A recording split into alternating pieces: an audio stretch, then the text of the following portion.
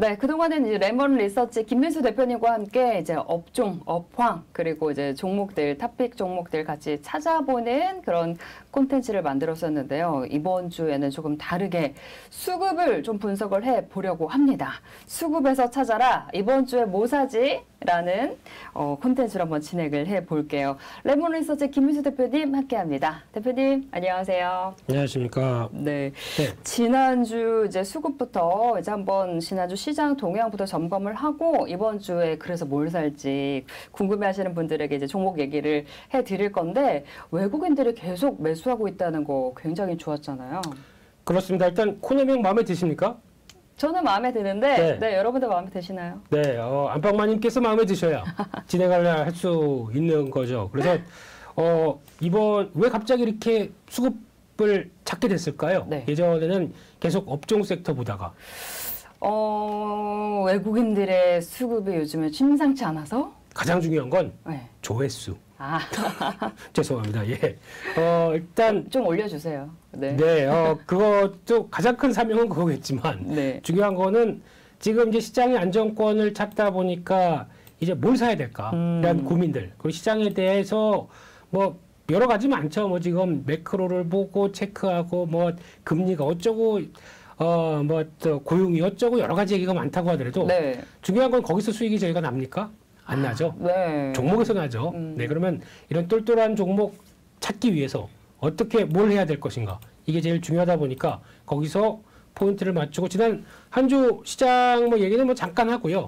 네, 수급이 어떻게 바뀌었고 거기서 외국인 기관이 뭘 많이 사는지 여기서 아이디어 힌트를 찾고 그러면 그걸 통해서 어떤 종목을 사야 될지 네. 이렇게 연결을 해가는 과정들 네. 한번 쭉 연대기죠. 연대기 쪽을 쫙 풀어가는 이런 레몬 리서치만의 독보적인 컨텐츠. 알겠습니다. 예. 네. 외국인들이 지금 아직 이제 8월 들어서 몇 거래일 안 됐잖아요. 오늘 녹화일 기준으로 이제 8월 8일인데 지난 이제 8월 5일까지 수급만 봐도 1조 4천억 원 이상 코스피에서 샀고요. 또 코스닥에서도 매수로 전환이 됐어요. 네, 그렇습니다. 일단 이번 달만이 아니죠. 네. 7월 달부터. 7월 말부터. 그렇죠. 7월 정확하게는 7월 27일 정도. 제 대사를 다 하시네요. 네, 다 뺏어가셨네요. 아. 네, 그렇습니다. 7월 말 때부터 나왔던 수급을 보게 되면 요상하게 이제 외국인들이 그동안 뭐만 있다 그러면 팔았던 거를 안 팔기 시작하죠. 왜 그럴까요? 글쎄요. 네, 너무 싸서 이제? 뭐 그런 것도 있을 거고 제가 보기에는 제 시장이 안정이 들어오다 보니까 그러지 않나 생각됩니다. 그만큼 가장 안정은 미국 시장 중심으로 들어오죠. 네. 그럼 미국 시장이 안정을 받다 보니까 거기서 연결되는 이런 과정들 이게 지금 시장에서 하나의 또 포인트가 되다 보니까 외국인들이 그동안 매도도 치고 거기다가 주식까지도 매도하면서 좀 부정적인 모습들이 이제 서서히 움츠렸던 심리가 약간 펴지면서 나오는 과정들. 그리고 말씀하셨듯이 이 정도면은 공매도 실컷 치고 했는데 더 이상 칠 게 없다. 이런 반응들이죠. 그리고 또 칠 때까지 쳐봤는데 여기서 가만뒀다가는 오히려 더 빠지는 게 아니라 반등이 나왔을 때 그러면 먹은 거 챙겨야겠다. 네네. 이런 입장이죠. 좀 치사하지만. 네, 그래서 그런 관점 쪽에서 수급이 변하고 있다는 점들이 가장 중요한 포인트고요. 네. 그러다 보니까 시장이 어떤 변화가 나왔냐면 화면을 보시게 되면 말씀하셨듯이 정확하게 7월 27일 네. 그러니까 중순 때 넘어가면서 나오기 시작한 변화가 시장은 바닥을 찍고 돌아가면서 외국인들이 더 이상 안 파네. 그리고 그 다음 단계가 매수하네. 이런 쪽으로 나오다 보니까 시장이 중요한 중기 저항선을 돌파 안착 그다음에 시세가 나오는 네. 이런 과정이 아닌가 싶습니다. 그래서 네. 그렇다고 하더라도 지금 과정을 볼 때 그러면 이제 그냥 쭉쭉 갈 것이냐. 아직은 조금 더 고민을 해야 될 게 일단 지난번 저희가 갭으로 왔다 갔다 했던 가격대들이 있습니다. 이날 같은 경우는 일단 쌍바닥 비슷하게 올려놓고 갈 듯하다가 또 밀린 거죠. 그래서 이런 하락의 역순으로 보게 되면 지금 이를 하나씩 또 돌파해가는 과정들. 그러니까 지금 또 여기도 의미가 있죠. 이렇게 되면은 뭐 한 2,500선, 2,550선 이게 좀 저항으로 자리 잡다 보니까 이런 과정들을 외국인들이 더 이상 팔지만 않으면 네. 하나씩 좀 안착해가는 과정이 나오지 않겠느냐라는 쪽으로 바라보는데 네네. 그래도 하나 또 고민해야 될 게 시장의 변동을 키우는 요인들은 외국인 쪽에서 나오는 선물도 있습니다. 예, 선물도 지금 과거와 다른 모습들은 지난번 한 달 전과 지금이 차이가 있다라고 하게 되면 한 달 전 같은 경우는 파생시장 쪽에서 외국인들이 선물을 매도하면서 그러니까 즉 어려운 말인데요. 네. 예, 선물이 더 낮고 현물이 높습니다. 그랬던 얘기는 보통 이제 선물 같은 경우는 항상 앞으로 한 달 뒤 네. 아니면 뭐 3개월 뒤에 대해서 시세가 당연히 미래일이다 보니까 더 좋아 현물보다는 비싸야 네, 되겠죠. 네. 그게 저희가 알고 있는 자본주의 시장의 논리죠. 이자도 한 3개월치를 더 붙여줘야 될 거 네, 아닙니까? 네. 근데 그게 아니라 반대로 선물이 더 낮았다는 얘기는 쉽게 말씀드리면 그만큼 시장이 안 좋구나. 앞으로 안 좋겠구나라고 네. 하는 거에서 변화가 되기 시작합니다. 한 7월 중반 이후부터는 어떤 식으로 변화가 되면 선물이 더 비쌉니다. 그러니까 즉 약을 어려운 말로 백워데이션, 지금 콘텐고 네. 뭐 이런 식으로 얘기를 하죠. 네. 스페인어 잘 하시는데요. 네. 탱고. 네. 그래서 이런 식으로 나갔었을 때 변화를 보게 되면 시장이 위축됐던 게 좀 바뀌는 쪽에서도 선물 옵션에서 나온다. 한쪽으로 보는데 그럼 이게 그대로 유지가 돼야 계속 외국인들의 파생 쪽도 긍정적이겠죠. 네. 그래서 선물의 현물과 현물 차이의 확대도 계속 이어지는지도 한 번쯤 신경을 써야 된다. 이렇게 봐야 될 것 같습니다. 네, 네. 지금 이제 수급을 좀 분석을 해봤습니다. 뭐 외국인들이 또 사고 있는 것도 긍정적이지만 뭘 사고 있는지 알아야 되잖아요. 그렇죠. 그랬을 때 이제 가장 먼저 봐야 될 게 섹터에서 어떤 변화가 나왔느냐라고 봐야 될 부분인 것 같고요. 그래서 저희가 보통 분석을 할 때 하나, 둘, 셋 개인, 외국인, 기관 이렇게만 얘기를 하고 많이 보는데 네, 기관 쪽을 기관이면 다 같은 기관이냐? 다르죠. 네, 거기다가 또 뭐 맨날 단타만 치는 금융투자도 있고, 네, 뭐 투신도 있고, 뭐 여러 가지가 있다고 하더라도 시장에 좀 응집력이 돼서 좀 변화를 가져갈 수 있는 때가 어디냐라고 봤을 때는 일단 연기금입니다. 그리고 또 사모펀드. 아마 종목 쪽에서 사모펀드가 꾸준히 매수한다 이런 종목은 관심 가져보세요. 특히 대형주 말고 네, 중소형주 쪽에서 사모펀드가 하루도 안 빠지고 뭐 몇십억씩 꾸준히 산다. 시세가 분명히 납니다. 네, 그게 왜냐하면 사모펀드 같은 경우는 딱 보통 보면은 레몬 리서치가 너무 주식을 잘합니다. 주식 너무 잘 쳐요. 내가 좀 앵커님도 어떻게 한번 돈 맡겨보려고 그동안 모았던 한 100억을 맡기고 싶어 하실 거 아닙니까? 네, 네라고 하셨죠? 네. 그래서 그렇습니다. 그러면 이제 사모펀드 입장 쪽에서는 공모펀드가 아니라 사모펀드다 보니까 아름아름으로 아니면 저기 좀 치니까 주식 좀 잘 치는 데니까 한번 좀 성과 좀 내보게 네. 라고 들어오게 되면 이제 사모펀드는 어떻게 하겠습니까? 꼭 수익을 내줘야죠 또. 그렇습니다. 그래서 약간 공격적으로 움직이고 수익률에 목을 매는 경향들이 높죠. 그래서 아마 그리고 또 이쪽은 규모에마다 좀 다르긴 하겠지만 제가 보통 얘기하는 아주 중형급이 안 되는, 그러니까 중소형급 얘기하는 뭐 1,000억대 밑에 정도는 네. 그 정도 자금을 갖고 있는 쪽은 오히려 어떤 좀 더 중소형주 쪽에서 빠르게 대응하고 또 탐방도 많이 다니고 네. 거기서 투자 아이디어를 찾으려고 노력을 많이 합니다. 그래서 사모펀드는 특히 코스닥 움직일 때 네. 그때 좀 잘 보자라고 하는 편으로 먼저 말씀드리고요. 네네. 그래서 중요한 거는 일단 개인, 외국인, 기관 쪽으로 봤을 때 지난주 8월 첫 주째 동향을 보게 되면 개인은 이제 떠나가나요? 시장 반등하는데 매도를 합니다. 네, 이러면 네. 그리고 또 지난주 동향 보니까 7월 말부터 8월 초까지 네. 개인들이 가장 많이 산 주식이 뭔지 아십니까? 삼성전자 뭐죠? 과거에는 하락기에는 그랬어요. 그러니까 좀 그만 좀 사지 그랬는데 개인들이 계속 산 게 삼성전자. 지난 한 2주간은 인보스. 네. 하락에 베팅을 하고. 네. 올라오니까 난 이거 인정 못해. 예, 하락의 베팅. 시장이 너무 역방향으로 돌아가는 거 안 좋습니다. 네. 네, 물론 조정이 나온 걸 기대하고 짧게 들어갈 수도 있을지 모르겠지만 그럼에도 불구하고 시장이 추세를 잡혀서 간다. 그러면 차라리 레버리지가 날 수도 있겠죠. 네. 그래서 그런 것들도 감안하시되 일단 지금 시장이 반등하다 보니까 개인은 보통 저희가 차익 실현이라고 얘기하는데 차익을 본 게 뭐가 있나요? 네, 없습니다. 그렇기 때문에 그냥 정리한다라고 봐야 될 것 같고요. 네. 그렇죠. 외국인들은 1조 4천억, 코스닥도 1,900억 정도 매수를 했습니다. 그래서 시장의 주인은 지금 2주째 외국인들 쪽으로 이제 꽉 자리 잡고 있다라고 봐야 될 것 같고요.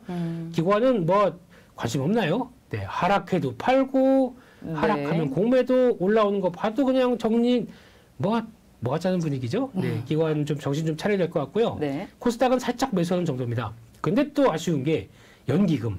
네. 팔고 있어요. 이거 어느 나라 연기금이에요? 네, 대한민국 경기가 맞습니까? 네, 계속 코스피, 코스닥 올라와도 팔고 하락했을 땐 좀 지지해주는 또 믿고 기대할 수 있을 만한 쪽으로 생각하는데 그때도 팔고 계속 판다. 네. 네, 그러다 보니까 기관들도 여기도 참 파는데 우리도 뭐 이렇게 좀 동참하는 과정들이죠. 마음에 안 듭니다. 예, 좀 반성 좀 하셔야 될 것 같고요. 네. 네, 거기다가 사모펀드는 코스피 팔고 코스닥을 조금 삽니다. 네. 그러니까 코스피는 아무래도 그동안 좀 고생했던 거 좀 덜어내고 전략을 재정비하느라고 이러지 않나 라는 생각은 드는데 그래도 아직까지는 외국인 중심으로 변화가 이어가고 있다. 그럼 외국인들이 뭐 사냐라고 봤을 때 외국인들의 매수가 딱 진행이 된다라고 하게 되면 더도 말고 덜도 말고 딱 그거밖에 없습니다. 전기전자. 전기전자. 네, 그다음에 우리 운수장비. 예, 쉽게 말씀드리면 IT 자동차 이쪽이겠죠. 근데 IT 쪽은 조금 내부적으로도 그러니까 저희가 이 전기전자 안에 반도체가 있고요. 네. 뭐 또 스마트폰 여러 가지 다 있다고 하더라도 중요한 한 축이 지금 LG 에너지 솔루션 이런 쪽으로 약간 2차전지 쪽으로 또 돼 있죠. 시가총액 지금 2위가 LG 에너지 솔루션이지 않습니까? 네. 그러니까 즉 이걸 매수한다는 얘기는 2차전지 반도체는 업황모에 여러 가지 얘기가 나오다 보니까 게다가 또 치포 얘기 나오죠. 한국이 드디어 미국의 동맹 치포로 들어가기로 얘기를 했다고 하다 보니까 오늘 같은 이제 녹화일 기준으로 8월 8일 오늘 반도체 쪽은 부진합니다. 아무래도 중국 보복에 대한 우려감들이겠죠. 그래서 그런 게 반영이 되다 보니까 좀 그렇긴 한데 중요한 거는 그래도 전기전자 쪽에서는 관심이 많다. 왜냐하면 이 정도면 됐다라고 생각하는 외국인들의 반응이라고 봐야 될 것 같고요. 네. 그 밖에 화학업종, 의약품업종. 그러니까 그렇게 되면 결론적으로는 화학주는 개인적으로는 이게 LG화학 같습니다. LG화학이 상당 부분 차지하다 보니까 화학주로 나오는데 하지만 화학주 좀 요즘 보게 되면 주가가 많이 빠졌죠. 네. 많이 빠졌다가 저점에서 살짝 올라오는 정도인데 화학주를 바라볼 때 범용화학주라고 하는 그러니까 즉 저희가 얘기하는 석유를 기초로 해서 뽑아내서 납사를 가지고 여러 가지 화학 제품들을 만드는 이런 석유화학 계열들은 지금 업황이 안 좋습니다. 왜냐하면 유가가 아직까지도 내려왔다고 하더라도 WTI 기준으로 90달러대 네. 거기서 왔다 갔다. 예, 그리고 또 낮은 가격이 아니죠. 그러면 원가에 대한 부담이 있습니다. 그럼 이거에도 불구하고 많이 팔아야 되겠죠. 그러면 Q의 확대가 나와야 되는데 경기가 좋아야 많이 파는 거죠. 경기에 대한 부담감이 있는데 Q의 확대가 나오겠습니까? 아직은 안 나오겠죠. 네. 그래서 이게 만약에 확인되게 되면 그러니까 반대로 지금 화학 업황이 그러면 반대로 얘기하게 되면 가장 안 좋은 시기입니다.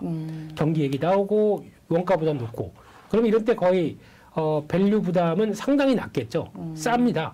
네, 그러면 이걸 가지고 아예 그냥 다음 사이클을 생각한다 그러면 화학주 많이 빠졌을 때 샀다가 기다렸다가 또 사이클 나올 때 대응하는 것도 맞겠죠. 네. 근데 이거는 어렵습니다. 네, 그렇기 때문에 일단 품목들 잘 보시고 거기다가 무엇이 먼저 Q의 확대, 그래서 경기가 개선돼서 살아나기 시작하게 되면 어떤 쪽이 제일 먼저 많이 쓰일까라고 하는 부분들도 체크해 보시되 개인적으로는 화학 쪽에서 좀 특수한 화학적인 자동차 부품 쪽의 차량 경량과 관련된 쪽 이쪽이 먼저 챙겨봐야 될 때가 아닐까. 네. 물론 지금 실적이 생각보다 원가 부담 때문에 많이 못 나옵니다. 하지만 Q의 확대는 계속 나올 수밖에 없다라는 쪽으로 보고 이쪽 보면 뭐 코롱 플라스틱, 코프라 뭐 이런 회사들 많죠.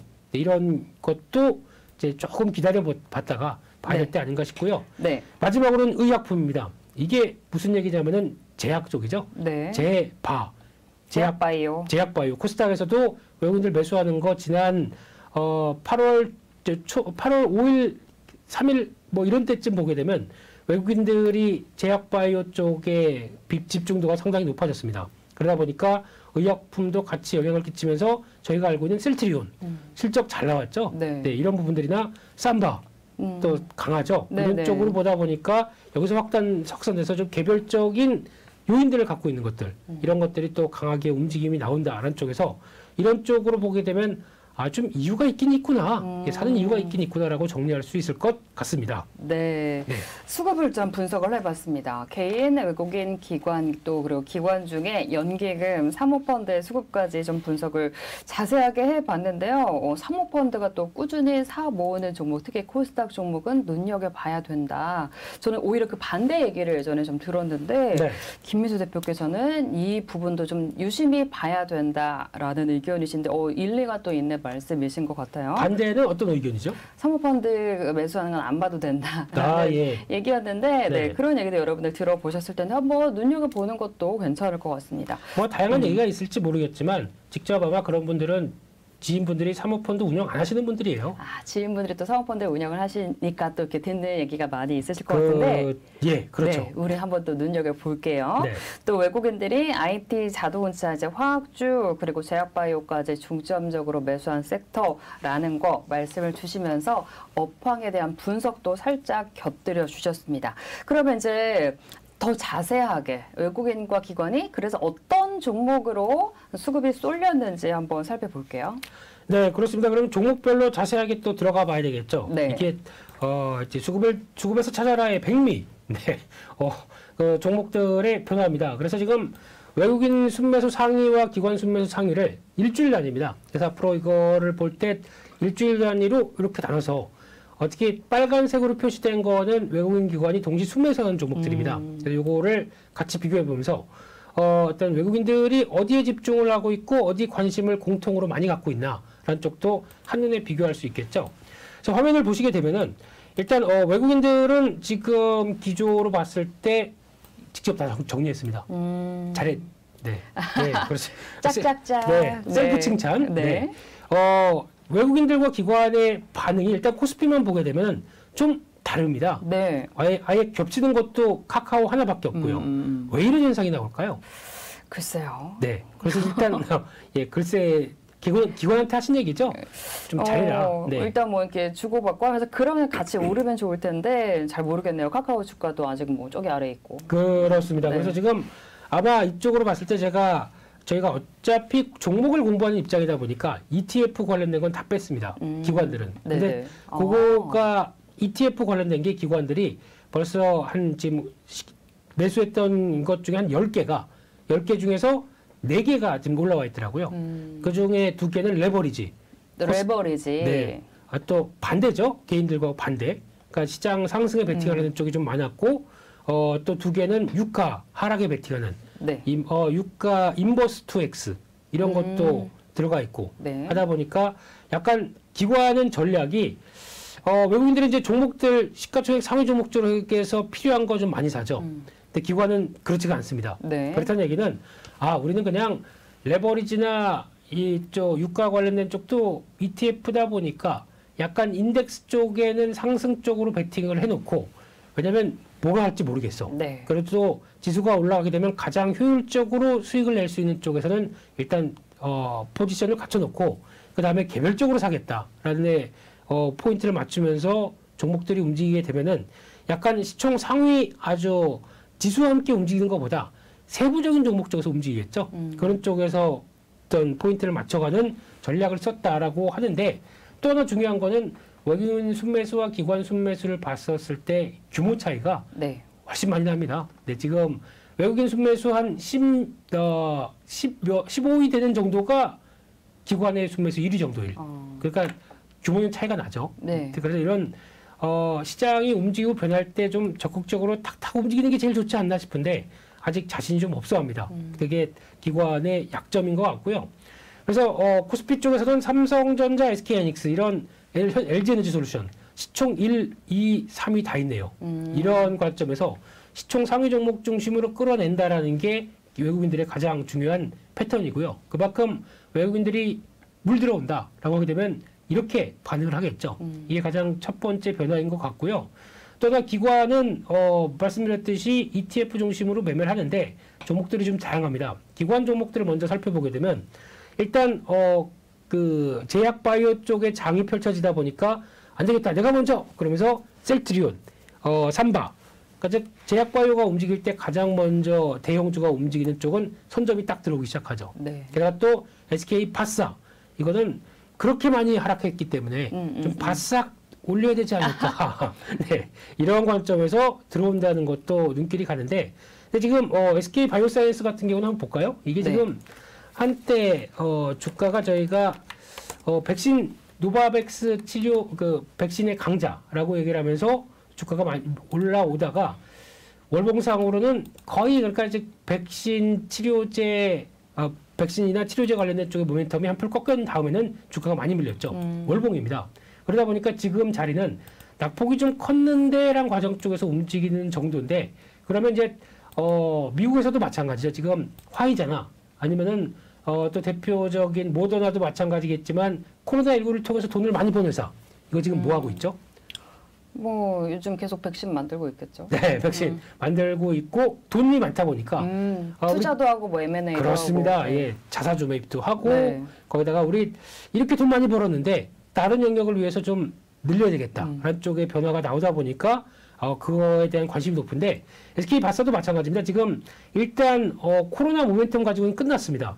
그런데 지금부터는 이게 과거에 보여주지 못했던 이제 성과가 나오기 시작하죠. 4천억대 단위로 이제 뭐 연간 영업이익이 나오기 시작합니다. 그러면은 이거 한 2, 3년만 지나간다고 하더라도 뭐 거의 1조대 나오겠죠. 그러면 이걸 가지고 과연 SK바사가 지금까지는 백신의 강자였습니다. 네. 제가 보통 얘기하는 겨울철만 되면 독감 맞으러 가야지라고 했던 그 독감 백신.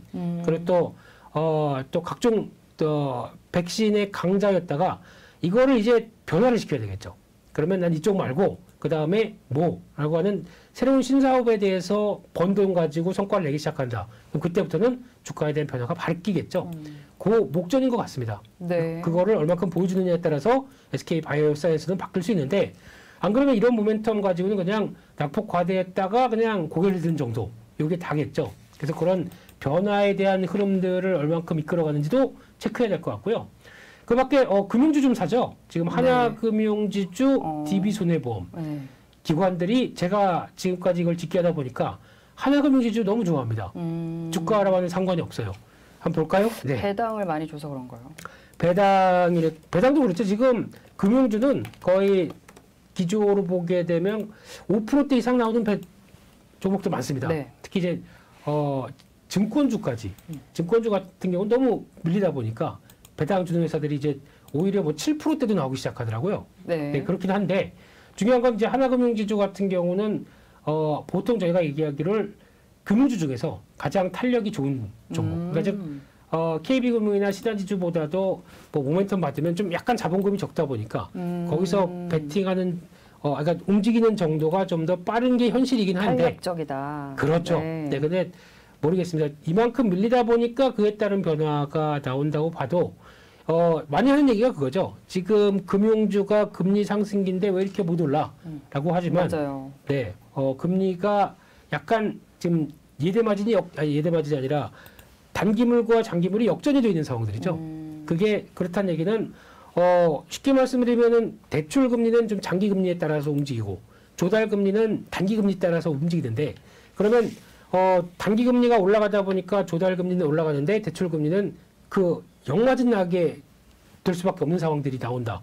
이건 좀 이상한 거죠. 그러다 보니까 이 부분을 좀 다채롭게 변화를 시키고 예대 마진이 안정화되는 걸 봐야 되는데 아직까지 그게 안 나오다 보니까 부담감들이 이게 어떤 현상으로 나오냐면은 아마 한 3개월, 6개월 뒤에 가게 되면 예대 마진이 충분히 벌어지지 못했네라고 하는 현상들이 나오기 시작합니다. 네. 그러면 은행주에 대한 실적들이 완전 정체가 돼버리죠.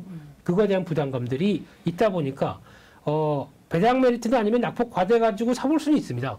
근데 그 이상의 뭔가를 생각하기는 배당주는 좀 배당 관점 쪽에서 이걸 바라보는 건 좀 어렵지 않나 그렇게 바라보고 있는 상황입니다. 네. 그 기관들이 이제 금융주 쪽으로도 매수하고 있는 외국인과 기관의 순매수 상위 종목들 탑10 종목들 짚어봤습니다. 네. 뭐 섹터별로도 특징이 있을 것 같아요. 네, 그래서 섹터별로도 봐야죠. 네, 그래서 아까 기관 얘기는 잠깐 드렸지만 외국인들 쪽에서 기관과 함께 일단 공통으로 매수하는 종목들을 보자라고 네. 하게 되면 빨간색의 종목들 일단 외국인과 기관의 카카오가 눈에 띄죠. 네. 그러다가 기관은 카카오 네이버 다 삽니다. 게다가 또 게임주까지 매수가 들어오죠. 그러다 보니까 기관 입장 쪽에서는 그동안 미국에서도 가만 보니까 빅테크 IT 기업들 잘 올라가는데 한국도 그래야 될 거 아니냐라는 쪽에서 그동안 많이 받았던 플랫폼 관련된 종목들을 매수를 하기 시작한다. 네이버 카카오 그렇습니다. 사고. 네, 요게 예전에 BBIG죠. 네, 또 게임은 크래프톤 같은 경우 들어가죠. 그리고 또 인터넷 카카오 네이버 또 배터리는 뭐 예전부터 움직였고 바이오 움직이고 그러다 보니까 성장주 개념 쪽을 좀 더 챙기려고 하는 분위기가 나오는 게 현실인 것 같고요. 외국인들에 대한 섹터 동향을 보게 되면 일단 삽니다. 예, 삼전 닉스 사는데 아직 포기 반도체 업황에 대한 여러 가지 변화에 대한 부담감들이 있다고 하더라도 솔직히 이게 제 개인적으로는 그렇습니다. 이런 때 사실 언제 삽니까, 솔직히. 반도체 업황 같은 경우 안 좋다라고 얘기할 때 사면은 거의 실패하지는 않습니다만. 삼성전자, 하이닉스를요? 네. 근데 그게 시간이 걸리겠죠. 당장은 안 가겠죠. 네. 게다가 지금 많이 걱정하고 있는 게 IT 반도체의 업황은 경기가 침체가 되게 되면 앞으로 부진하지 않겠느냐라는 쪽에서 부진하게 되면 그대로 직격탄을 받는 섹터라고 얘기를 하는데 지금 칩이죠. 그러니까 쉽게 말씀드리면은 CPU 만드는 회사들 같은 경우는 전혀 걱정을 안 하고 있어요. 저희만 걱정하고 있어요. 그러니까 대표적인 이번에 실적 발표했던 AMD, 인텔은 이제 한물 갔으니까 네. 시총도 AMD 역전 달성했으니까 인텔보다는 AMD를 많이 챙겨봅니다. 근데 AMD는 PC 출하량에 대해서 더 부정적으로 봅니다. 하반기에 이쪽은 어차피 코로나 끝났고 노트북이나 뭐 태블릿이나 모든 게 다 더 안 좋아질 것이다 라고 시장 예상치보다 더 안 좋게 합니다. 그럼에도 불구하고 AMD는 그러면 이쪽이 안 좋다 보니까 CPU 수요가 적을 거고 그러면 실적을 3분기 때 확 내렸어야 되겠죠. 유지합니다. 2분기랑 거의 비슷할 것이다라고 3분기가 예측합니다. 그럼 뭐가 다른 게 AMD의 실적을 보강해 준다는 얘기겠죠. 그게 뭘까요? 뭘까요? CPU가 아니면? 데이터 센터. 이쪽에 대한 CPU는 지금 AMD가 이번에 야심차게 내놓은 게 두 종류가 있는데 그게 서버용 쪽으로 잘 들어갈 것이다. 이렇게 예측을 하고 아마 그 내용 중에서 스트롱이라는 표현이 서너 번 들어갑니다. 보고 깜짝 놀랐습니다. 이 정도로 AMD는 자신 있게 얘기를 하는구나라는 생각이 들어서 그럼 그렇게 되게 되면 서버용 쪽에 그렇게 들어가는 아직까지 DDR5는 아니고요. DDR4나 들어가는 서버용의 메모리 반도체는 당연히 좋을 수밖에 없겠죠. 그걸 생각하게 되면 삼성전자, SK하이닉스가 과연 저희가 알고 있는 심각한 실적의 위축이 들어올까요? 아니다. AMD에서 나오는 얘기를 보게 되면 아닙니다. 그런데 지금 네. 심리적인 위축이 있는 거죠. 네. 쉽게 말씀드리면 치포 이제 미국 쪽으로 가서 이제 대만, 일본, 미국, 한국 딱 네 가지 동맹으로 펼치게 되면 그러면 그동안에 이제 메모리 반도체 같은 경우는 삼성전자도 SK하이닉스도 다 중국에 수출하는 것도 있고 또 중국 공장을 증설을 못하게 됩니다. 그러면 SK하이닉스의 우시, 뭐 지금 시안 이런 데서 들어오고 있는 낸드나 메모리 반도체, 그러니까 지금 SK하이닉스 같은 경우는 50% 차지합니다.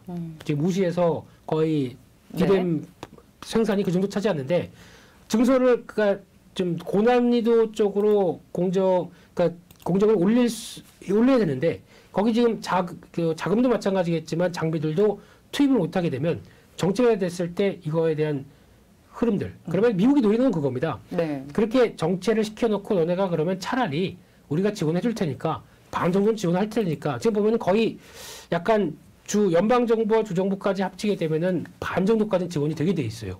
그 투자하는 금액이. 네. 그러면 우리 미국으로 와라 라고 하는 유도도 되는 거죠. 중국 투자하지 말고. 근데 당장 그러면 들어간 매몰 비용도 있을 테고 걱정이 많아지는 거죠. 그래서 이래저래 심리적인 부분들도 좀 가세한다고 봐야 될 것 같습니다. 반도체는 오히려 이렇게 좀 전망이 부진하고 심리가 위축이 됐을 때 이때 사야지 언제 사겠냐. 또 이렇게 수급을 분석해 주시면서 코멘트를 함께 해 주셨고요. 또 그리고 이제 뭐 2차 전지주로 카카오와 네이버 쪽으로 메이저들의 수급이 들어오다 보니까 많은 분들이 관심은 갑니다. 그런데 또 증권사에서는 의견이 좀 엇갈리고 있더라고요. 목표 주가를 오히려 좀 낮추는 그런 리포트도 많이 나오고 있는데 대부분 아직 물려 계세요. 네, 그렇습니다. 그래서 지금 동향을 보게 되면 일단 그래도 삽니다. 네, 살게 되면은 변화 요인들 특히 지금 외국인들 같은 경우는 두 번째로 많이 산 게 삼성 SDI 반응이 공격적인 증설이나 투자는 안 해도 내실을 갖춘 업체 이렇게 평가를 많이 하더라고요. 특히 소형전지 쪽엔 강자. 소형전지가 어디 많이 들어가자면은 윙 하고 들어가 드릴 아니면 이런 공구 쪽에 많이 들어가죠. 그러다 보니까 거기서도 연간 한 12조 되는데 거기서도 1위를 하고 있다라고 되면 거기에 대한 기대감이 높다. 뭐 이런 쪽도 나오고 있는 것 같은데 제가 보기엔 중요한 건 중대형이죠. 네. 성장을 할 때는 성장에 대한 게 좀 필요합니다. 그게 아직 투자를 안 하고 안 할까요? 못 할까요? 뭐 여러 가지. 네, 근데 좀 해줘야 되지 않을까라는 생각이 들고 있고요. 그러다 보니까 여기서 들어오는 게 삼성 SDI, LG 에너지 솔루션, LG화학. 이 정도는 LG화학도 이제는 그걸로 봐야 될 것 같습니다. 그 2차 전지 소재 쪽으로 봐야 될 것 같습니다. 매출 비중이 벌써 석유화학보다는 아마 올해 말쯤 가게 되면 55% 2차 전지 소재에 대한 욕구가 더 영역이 더 커진다라고 봐야 될 것 같고요. 또 하나 자동차 쪽 사고 있죠. 현대차, 현대모비스 자동차 쪽 챙기고 있고 그 밖에 한화솔루션 이거는 또 신재생 쪽이겠죠. 그리고 현대비포조선 조선 쪽 네. 이렇게 보여지고 있고 그러다 보니까 고루고루 섹터별로 다 사고 있네요. 그래서 지금 저희가 얘기하는 뭐 태주 이방원 이라고 요즘 주도 섹터를 얘기를 하고 있죠. 네, 태양광, 조선, 예, 2차 전지, 방산, 원자력. 네. 잘 지었네요. 네. 원래 태조가 아니잖아요, 이게. 이방원은 태종 아닙니까? 네. 네. 종에서 이응을 빼고 네, 이렇게 가는 쪽을 주된 쪽을 이제 골고루 사기 시작하는 게 외국인들이다. 근데 이게 트렌드는 보통 보면 꾸준하게 사면서 외국인들이 만들어가는 게 사실입니다. 주도 쪽은 거기서 많이 나오죠. 네. 그런 거 보시면 될 것 같고요. 그러다 보니까 2차 전지 쪽에서 코스닥 쪽은 외국인 기관 거의 올인입니다. 에코프로 요즘 핫하죠. 네, 엄청 핫하죠. 쭉쭉 올라가면서 그러면서 비상장 가치를 좀 알아달라라고 애원하고 있는데 그런 쪽에서 외국인들 거의 베팅하는 능력 보게 되면 볼까요? 오랜만에 잘 움직이니까 보네요. 에코프로 뭐 이미 또 수익 내신 분들이 많이 계시는 것 같고요. 그렇죠. 보면은 하루에 될 만하다 싶으면 44만 주를 매수하네요. 네, 그냥 베팅력, 외국인들에 대한 강한 자신감. 근데 재평가를 받고 있는 과정이죠. 실적 발표 잘했고 거기서 나오는 아직 상장되지 않은 회사들에 대한 가치들 나오다 보니까 이런데 속도는 좀 조절이 나오겠네요. 이렇게 되면은 외국인들의 매수 흐름들이 들어온다고 하더라도 주가는 약간 단기 부담이 좀 나올 수 있기 때문에 이럴 때일수록 만약에 사고 싶은데 그러면 쫓아가게 만드는 욕구가 커질 수밖에 없습니다. 그거는 조금 주의하셔야 될 것 같고요. 이 정도죠. 그러니까 지금 기술적으로도 한 12만 원대 근처까지 들어온다 그러면은 이때 나왔던 마디에 해당되기 때문에 바로 가긴 좀 힘들 것 같습니다. 그러면은 약간 차익 매물 나오는 거 받고 움직여야 되겠죠. 개인적으로는 한 10만 5천 원대가 가장 좋을 텐데 뭐 그건 제 바람이고요. 그 정도까지 들어왔을 때 대응하는 게 좋지 않겠느냐 안쪽으로 보시되 솔직히 지금 에코프로 CNG 그러니까 가격이 에코프로 BM에 대해서 지분 가치만도 못하고 있습니다. 네, 그렇기 때문에 나머지 에코프로 CNG 지금 성일하이텍이 배터리 재활용 관련된 쪽에서 강자로 지금 알려지고 있는데 지금 에코프로 그룹의 CNG도 같이 투자를 해서 지금 들어가고 있는 상황들이죠. 그렇게 되면은 그 정도의 밸류까지 받는다 그러면 에코프로는 저평가다. 하지만 싸게 사자. 이게 가장 중요한 논리 같고요. 또 하나 흐름을 보게 되면은 LNF 양극재죠. 네, 이쪽도 계속 매수가 들어가고 비중이 늘어나고 있고 에코프로 BM 모두 다 양극재 쪽은 기관과 함께 다 관심이 높습니다. 게다가 또 오랜만에 들어오는 게 위메이드죠. 네, 게임주 쪽도 관심이 높은 게 카카오 게임즈, 위메이드 이런 쪽으로 매수를 하고 있고 외국인들은 펄어비스, 위메이드. 위메이드는 솔직히 잘 모르겠습니다만 개인적으로는 펄어비스가 제일 그나마 무난하게 매매할 수 있는 종목이 아닐까 싶기 때문에 바라보고 있는 입장이고요. 그 밖에 또 대주전자재료, 첨보 이런 거 같은 2차 전지 소재 쪽은 기관들이 관심이 계속 많다라는 쪽도 그러니까 기관은 2차 전지 소재 쪽에 거의 올인한 분위기죠. 지금 이쪽으로 보게 되면 그렇게 나와 있고요. 게다가 또 바이오 쪽의 종목들 외국인들은 또 약간 올인한 분위기입니다. 2차 전지와 바이오, 알테오전 들어가 있죠. 거기다가 ST팜, 셀트리온 헬스케어, 레고캠 바이오 네 종목이지 않습니까? 그러다 보니까 바이오 쪽에 신경을 많이 쓴다. 근데 바이오 쪽은 이런 개별적인 수급과 변화에 따라서 움직이는 건 괜찮은데 그러면 자 내가 내 소중한 자금을 산다. 공부를 좀 해야 되겠죠. 공부하려고 리포트 딱 보고 나오는 내용들 딱 보고 5분 이상은 못 넘어갑니다. 왜냐하면 어려워요. 맞아요. 바이오주는 어렵죠. 그래서 그런 것들 감안하시고 보시되 그래도 최소 뭐 하는 회사인지는 알고 사자. 수급이 좋다고 하더라도 그래야 대응이 될 거 아닙니까? 나중에 무슨 안 좋은 뉴스가 나왔어도 내 회사와 관련된 건지 아닌지 모르면 또 어떻게 합니까? 그러면은 김민수 대표께서 보시기에는 네. 지금도 이제 외국인과 기관의 이제 수급이 집중이 된 바이오주 또 겹치는 종목들이 있었는데 네. 이 중에서 뭐 개인 투자자들은 어렵지만 그래도 네. 이제 대표님께서 보시기 괜찮은 종목이 어떤 종목인가요? 바이오주 쪽에서요? 네, 지금 이제 리스트에 있는 예. 수급이 겹친 종목 중에 네, 제가 보기엔 그나마 ST팜이 가장 낫지만, 네, 바이오 쪽에서는 이게 지금 성장을 베팅하는 종목이죠. ST팜 같은 경우도 보게 되면 일단 많이 올랐습니다. 이렇게 올랐어요. 단기간에. 그러니까 바이오주의 특성이 그래요. 한번 부각받게 되면 이렇게 쭉 올라가죠. 그러니까 지금 삼성 바이오로직스를 보면서 지금 대기업들이나 모두 다 부러워하고 있죠. 와, 부지 딱 만들어 놓고 딱 자본 투입돼서 이렇게 세팅을 한다라고 하게 되면 거기서 이제 나오는 게 CMO라고 하는 공장을 쭉 짓고 다 가져오세요. 우리가 만들어 드릴게. 라고 하는 게 변화가 나왔을 때 아, 이런 식으로 오는구나 라고 하게 되면 솔직히 삼성 바이오로직스가 저는 개인적으로 제일 무난합니다. 네, 그리고 패턴을 볼까요? 이제 월봉을 보게 되면 꾸준히 올라오고 쉰다고 하더라도 다시 올라오는 이런 패턴들. 그리고 아마 이런 하나하나 변화가 나올 때마다 그런 건 있습니다. 지금 송도의 공장을 1공장, 2공장, 3공장, 4공장까지 이렇게 들어가다 보니까 공장 하나 지을 때마다 그때에서 시험 가동하고 또 들어가는 투입비가 있다 보니까 약간 위축되는 기간이 있어요. 근데 보니까 지나고 나게 되면 그때 사야 되더라고요. 그러면 그거 시험 가동 끝나고 본격 가동 들어오는데 물량은 다 우리 거 해주세요라고 대기하고 있고 그게 반영이 되게 되면은 훨씬 더 탄력들이 붙겠죠. 그렇게 보시는 게 맞지 않나 싶어서 삼바, ST팜은 단기적으로 좀 올랐기 때문에 이거는 mRNA의 강자죠. 이런 쪽에서 어떤 CMO로 이어간다라는 관점은 높은데 기대감이 조금 더 반영됐습니다. 네. 그렇게 되면은 한번 좀 조정받을 때 그러니까 지금 가격보다는 제가 보기에는 이제 돌파 시도하고 있는 첫 번째 단계다 보니까 적어도 한 10만 8천 원대 정도, 10만 9천 원대 정도 좀 사야 빠지면 네 가장 좋지 않을까 네. 안쪽이기 때문에 오늘 혼자 막 다 떠드네요. 네, 관심이 많이 있으실 이제 바이오주도 짚어봤고요. 뭐 그리고 이제 게임주 위메이드 펄어비스로 수급이 들어오는데 대표님의 의견으로는 위메이드는 잘 모르겠지만 펄어비스가 좀 안정적으로 매수할 수 있을 것 같다 얘기 주셨고 그리고 아까 뭐 태조 이방원 얘기를 주시는데 태종이 태조가 된 조선주 쪽으로도 또 이제 수급이 들어오고 있습니다. 네. 조선주 네 어떻게 보세요? 조선주도 좋죠. 좋은데 일단 중요한 거는 가장 대표적인 종목은 현대미포조선입니다. 네, 그래서 현대미포조선 같은 경우도 가장 많이 올랐죠 최근에. 근데 지금 약간 버거운 모습들을 갖고 있는데 패턴 보게 되면 외국인들이 가장 많이 삽니다.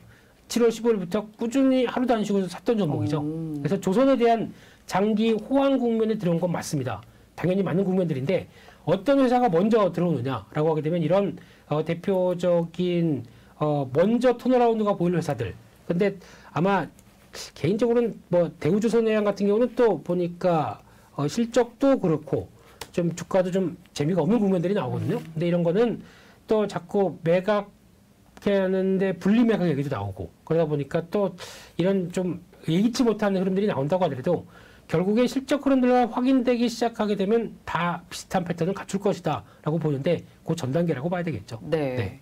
조선주 짚어봤고요. 그리고 이제 자동차주도 진짜 많이 궁금하십니다. 지금 뭐 현대차, 기아가 뭐 실적도 잘 나왔고 잘 올라갔고 그리고 현대위아도 이제 또 기관들의 수급이 쏠리고 있어요. 네. 자동차주 저번에도 한번 얘기는 했던 것 같은데 계속 좀 긍정적으로 가도 괜찮을까요? 근데 실적 대비 주가는 아직인 것 같고요. 네, 앞서 잠깐 말씀드렸듯이 외국인들이나 기관은 자동차에 조금 관심이 없어요. 근데 외국인들은 현대차, 현대모비스에 관심이 있다라는 쪽인데 이왕 최근에 움직이는 동향을 보게 되면 현대모비스가 가장 탄탄하다고 보여지는데 아직 이제 후속 매수가 강한 편은 아니죠. 그렇기 때문에 추세는 유지될 가능성이 높은데 거기에 따라 지금 외국인들도 강하게 매수가 들어오고 있죠. 예, 그래서 보게 되면 이제 자동차가 출하량이 개선되기 시작하게 되면 이런 부품주에도 배틀 날이 올 것이다 라는 쪽에서 움직이되 하지만 조금 더 친환경 관련된 쪽에 대한 종목들로 바꿔가는 게 맞지 않나 라는 쪽에서 대표적인 화신 같은 경우 한번 또 시세 내고 쉽니다. 그럴 때 타이밍 잘 잡아서 대응하는 게 좋지 않나 생각됩니다. 네, 신재생 에너지 섹터는 어떨까요? 이쪽도 이번에 지금 미국에서 인플레이션 관련된 법안 통과가 됐죠. 그러다 보니까 이 통과 이후에 대한 기대감들이 높다는 쪽으로 보게 되면 이제 오늘 같은 경우도 약간 포지션이 풍력 쪽에 대한 관심이 높아져야 된다 이런 얘기가 나오고 있더라고요. CS 윈드. 그렇죠. 그동안에 약간 태양광에 집중됐던 부분들이 풍력까지도 확대가 되면서 나온다라고 하게 되면 이런 쪽에 대한 기대감을 키우는 게 맞지 않나라는 쪽에서 CS 윈드 또 동국 SNC는 국내에서도 수혜 있는 측면들이 높죠. 이런 것들도 들어오는데 중요한 거는 글로벌 변화와 함께 수주가 계속 확보된다. 그러면은 계속 CS 윈드 같은 종목에 큰 걸로 보는 게 맞지 않나 생각이 들고 있습니다. 네, 이제 수급 분석해 보면서 이제 수급이 몰린 섹터들의 특징도 한번 짚어봤습니다. 그럼 이제 수급 다 분석한 거는 우리가 관심 종목, 수익 낼 수 있는 종목을 알기 위함이었는데 수급을 분석해서 이제 관심 종목을 알아보도록 하겠습니다. 외국인들의 수급의 키가 좀 있는 종목, 우리 수익 낼 수 있는 종목 어떤 종목이 있을까요? 네, 가장 먼저 체크해봐야 될 게 꾸준하게 사는 종목 중에서 KMW가 있습니다. 한때 저희가 5G 관련된 쪽에서 에이 뭐 저런 종목 갖고 있다가 내 계좌 망했네 라고 하는 대표적인 종목인데 자세히 보시게 되면 지금 언젠가요? 이게 지금 7월 초부터 그러니까 지금 하루도 안 빼지고 산 게 6월 초순이네요. 6월 초순부터 외국인들은 하루도 안 빼지고 쭉 하고 매수를 들어옵니다. 그래서 지금 여기까지 왔는데 그러다 보니까 이게 일단 공매도 청산 들어오고 신규 매수까지 같이 들어오는 것 같습니다. 지금 그래서 패턴들이 꾸준히 살아나는데 이게 그러면 앞으로 5G가 어느 식으로 쓰겠느냐라는 쪽에 대한 KMW에 대한 변화 흐름들인데 아마 실적의 동향들을 보게 되면 이제 과거에 부진했던 거를 이제 서서히 뭐 한 3분기부터는 맞춰갈 가능성이 높다는 쪽에 베팅을 하는 것 같습니다. 그러면은 그동안 비쌌던 주가가 이제 내년부터는 좀 변화되는 기조로 나오지 않겠느냐라고 보고 있는데 하지만 속도는 느립니다. 그렇기 때문에 실적의 변화가 과거만큼 강력하지는 않습니다. 그렇기 때문에 그 정도 바라보시되 아마 이런 것도 올라가면서 따라가면 별 재미가 없습니다. 네. 그렇기 때문에 외국인들 수급 계속 이어지는지 보시면서 한 31,000원대 초반, 한 중반 정도 이후로 어떤 단계를 노리면서 KMW에 대한 변화 혹시 갖고 있는데 물을 타야겠다라고 생각하시는 분들도 한 31,000원대 중반 정도 쪽으로 보시면서 거기서 대응한 전략들이 가장 좋겠다 이렇게 말씀드리고 싶고요. 네. 두 번째로는 기관 수급이 쏠리는 종목 중에 네. 관심 가져볼 만한 종목이요. 네, 기관은 그래도 좀 늦었다 싶다 보니까 빠르게 대응하겠죠. 그 중에 하나가 HK 이노엔. 이거는 지금 외국인도 삽니다. 근데 지금 최근에 기관의 매수가 좀 더 강력하게 들어온 부분들이 7월 초부터 들어왔기 때문에 이 부분에 대한 변화를 좀 생각한다고 하게 되면 근데 지금 주가가 HK 이노엔이 시총이 1조가 넘어갑니다. 지금 네. 이제 1조 2천억대. 그러다 보니까 아마 그렇게 빠르게 움직이진 않을 것 같은데 그럼에도 불구하고 꾸준하게 움직이는 흐름으로 봐서는 추세는 맞춰가지 않을까라는 쪽에 포인트를 맞춰볼 수 있을 것 같고요. 저희가 알기로는 그냥 예전에 CJ 바이오 사업이다 보니까 거기에 나왔던 컨디션 이게 또 대표적인 숙취해소제. 네, 그게 다로 알고 있는데 그걸 기반으로 인해서 지금 보면 온코빅스 자가면역 질환 신약 개발 착수 이건 착수다 보니까 시간 많이 걸리겠죠. 네. 근데 또 하나 지금 또 원숭이 두창 관련된 쪽 지금 정부의 지금 우리나라에서 원숭이 두창 수두 백신입니다. 네, 네. 이쪽 관련돼서 치료제 백신 공급하는 회사는 이거 하나밖에 없습니다. 근데 아직 우리나라에 발병이 안 돼 있고 그 정부가 한다고 하더라도 그냥 기본 물량 정도 갖고 있을 정도만 하겠죠. 만일의 사태에 대비하기 위해서 그런 거 가지고 모멘텀은 안 될 것 같고요. 중요한 건 이런 파이프라인이 상당히 많습니다. 성과가 되는 파이프라인이요. 그래서 아마 지금 이 회사의 K캡이라고 하는 신약 파이프라인이 있는데 이게 성과가 나기 시작해요. 이게 뭐냐면은 역류성 위식도염. 요즘 굉장히 많으시죠. 네. 탑니다 가슴이. 네, 너무 아프죠. 앓고 계신가요? 아예 한참 또 이건 스트레스 받으면 누구나 다 생겨요. 네, 그러다 보니까 이게 고질적인 질병이 되느냐 아니면 간헐적으로 나오는 차이는 있는데 주식하는 사람 치고 없으면 주식 열심히 안 하는 겁니다. 아, 그런가요? 속상하네요. 네. 근데 그런 쪽에서 치료의 성과가 이제 매출액에서 잡히기 시작하다 보니까 그런 분들도 좀 관심이 있다라고 하게 되면 아마 지금에서 직전 고점대 영역인 한 47,000원대, 8,000원대까지는 한번 가지 않나 안쪽에서 추세의 흐름들 유지되고 기관들 매수에 들어오는 거 체크하셔야 될 것 같고요. 근데 이 종목은 네. 뭐 기관도 관심을 많이 보이는데 개인들이 너무 좋아하는 종목인 것 같은데요. 개인들이 어쩜 이렇게 매일 많이 삽니다. 괜찮을까요? 개인 비중 높은 거는? 개인이 지금 매매하는 기준으로 보면 외국인들이 어제 같은 경우 많이 샀고요. 네, 그리고 또 개인들은 가끔 사다가 또 그냥 큰 변화가 없는데요. 그러니까 기조적으로 꾸준하게 사는 쪽은 기관이 많죠. 지금 벌써 6월달, 7월달부터도 보면은 꾸준히 모아가는 쪽은 이쪽이 더 많죠. 기관이. 네. 그래서 그렇게 괜찮다. 이렇게 봐주셨으면 좋겠고요. 네. 또 세 번째로는 이거 꼭 강조를 드리고 싶었는데 오늘 급등을 해버려요. 네, 녹화 날짜 오늘 하루 일찍 더 할 걸. 아이, 네. 요 CS 베어링이 오늘 네. 제가 강조드릴 종목은 요거 하나였거든요. 아. 네, 왜냐하면은 저희가 신재생에 도대체 뭐 사느냐라고 했을 때 저는 혹시나 다른 방송 보셔서 아시겠지만 제 탑픽은 이거였습니다. CS 베어링. 네, 왜냐하면 이게 CS 윈드가 인수한 그러니까 베어링 전문 업체죠. 네, 그렇게 되면은 전문 업체라고 하게 되면 그동안에 실적이 안 나왔습니다. 보시게 되면 안 나왔는데 왜 그랬냐면은 지금 운반비나 또 여러 가지 비용들이 높다 보니까 거기서 나오는 원가도 또 올라갔고요. 근데 이게 하향화되기 시작한다 그러면은 가장 성과를 먼저 낼 회사라고 생각이 들어서 관심을 가져야겠다 싶었는데 예. 주가만 이렇게 되는. 네. 일단 이게 풍력주가 그동안 뭐 시장에서 관심을 받다가도 못 받은 게 실적이 아직 안 좋다. 뭐 이런 부분이 있었거든요. 근데 네. CS 베어링은 그동안 그렇게 실적이 좀 부진한 이유가 있었고 이제 해결이 되는 건가요? 네, 이제 서서히 해결되는, 그러니까 CS 윈드가 수주가 안 좋아서 그런 건 아니죠. 수주는 계속 좋고 매출은 꾸준히 나오는데 거기서 보강이 됐던 대표적인 게 그런 거죠. 그러니까 비용들이 많이 들다 보니까 거기가 제대로 커버가 안 됐는데 인플레이션 압력들이 물가가 서서히 좀 하방 압력들을 보인다고 하게 되면 수혜를 받을 수 있는 쪽이죠. 그래서 그런 부분들에 대해서 기대가 쌓이는 게 이런 쪽이다라고 보게 되면 아마 제가 보기에는 CS 베어링 신고가 시도 나올 것 같습니다. 근데 쫓아가서 이득될 건 아무것도 없습니다. 네, 그렇기 때문에 아마 이렇게 되면은 조금 바로 이제 직전까지 13,500원대 정도가 일단 시도가 될 것 같은데 그 전에 혹시나 눌림목이 들어온다라고 하게 되면 이 정도 부분 라인, 그러니까 12,000원대 초반대 정도, 12,000원 중심으로요. 그 정도쯤에서 더 들어가는 게 제일 좋다라고 보게 되면 추격 매수는 아닙니다. 네, 12,000원 초반으로 사보자라고 말씀을 드리고 싶고요. 네. 마지막으로는 좀 생소한 종목입니다. 저는 처음 본 종목인 것 같아요. 네, 좋은 종목은 처음 보는 것 같아야 되죠. 새로운 뭔가의 이런 상황들. 네. 네. 근데 이게 지금 동향을 보게 되면 이게 쉽게 말씀드리면은 접착제인데요. 근데 친환경에 가까운 친환경 접착제입니다. 친환경 접착제. 접착제. 서울청 창살 소창살. 네. 그래서 접착제. 네. 화학주로 분류가 돼 있고 이제 네. 코스닥입니다. 네. 상장한 지 한 1년 정도 안 되는 것 같은데 거기서 이제 꾸준하게 업력은 쌓아간다고 보여지고 있고요.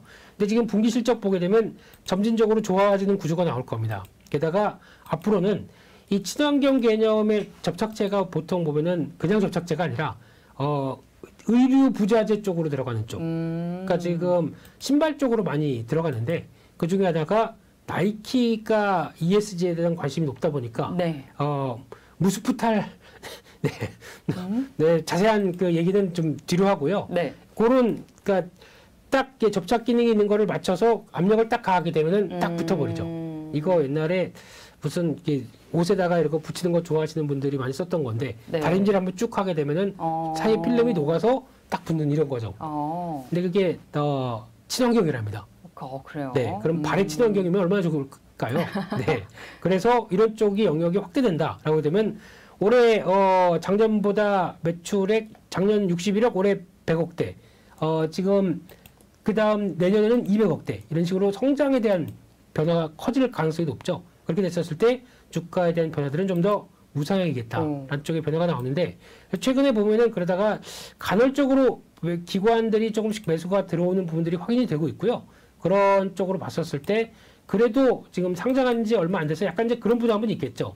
지금 작년에 올해 2월 달에 상장하다 보니까 6개월 보호 예수가 나올 시점이 됐습니다. 근데 보호 예수가 풀린다고 하더라도 요즘 그걸 그대로 뭐 시장에 내버리는 쪽은 아니다 보니까 네. 그럼에도 불구하고 좀 탄력은 가지 않을까라는 쪽에서 트렌드에 맞는 종목이다 이렇게 말씀드리겠습니다. 네, 잘 몰랐던 종목도 알아가니까 좋네요. 친환경 접착제 기업인 아셈스, 또 이제 기관 수급이 돋보이는 우리가 또 관심 가져볼 만한 종목으로 들어봤습니다. 네, CS 베어링을 미리 들었다면 좋겠지만, 근데 또 이제 풍력주 관심 있으실 때 이제 매수하신 분들도 계실 것 같아요. 또 외국인들, 기관들 수급이 집중이 되는 종목들로 여러분들도 이제 공부도 하시고 또 수익도 많이 내셨으면 좋겠습니다. 레몬 리서치 김민수 대표님과 함께 했고요. 다음 주에 또 더 좋은 콘텐츠 가지고 오도록 하겠습니다. 함께 인사드릴게요. 시청해주신 여러분 감사합니다.